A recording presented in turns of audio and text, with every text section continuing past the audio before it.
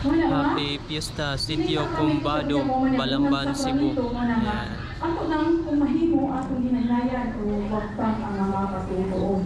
Ang tikas Ginoo, ang tikas ang panabang. Isa may tagiya. No? Ano nagduha-duha mo sa inyong pagkakatoliko kung hindi mo musimba. Pero ato noon mo sa pagkanaang mga tamalan. No? Okay, tayo ta.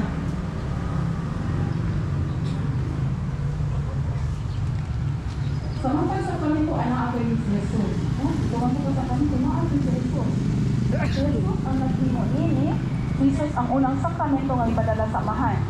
Jesus, manahan si Jesus ang nagtukod sa kanang sakramento, atong ito ka sakramento siya ang nagtukod. Ang labing bugat na ito magabayan mao nga itong pagka-Kristiyano niya. Anak mo, gusto mo ma-Kristiyano.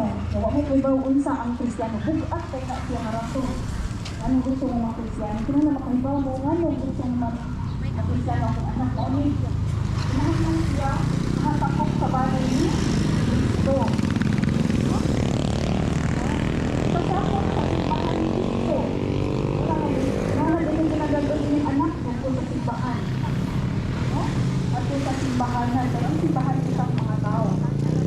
Ano makahiusat ang tanan sa pag dahil o pagpasalamat ng Ginoo o ang pagkakiniyagan. Muna siya ang pagka-Kristiyano. Muna yung gusto na ito na ang anak, ang mga Kristiyano, aron siya mahinay sakop sa bahay ni Kristo, pagkasakop sa simbahan ni Kristo, o ang pagkakiniyagan.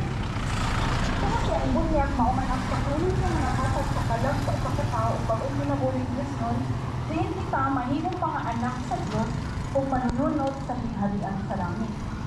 Muli na ka ng sakramento, mauna siya ang kita ang sumusunod na pagkakalian sa langit. No? Oo, no? Ating tuunan natin ang langit. Oo, no? Oo, natin pagkakit langit.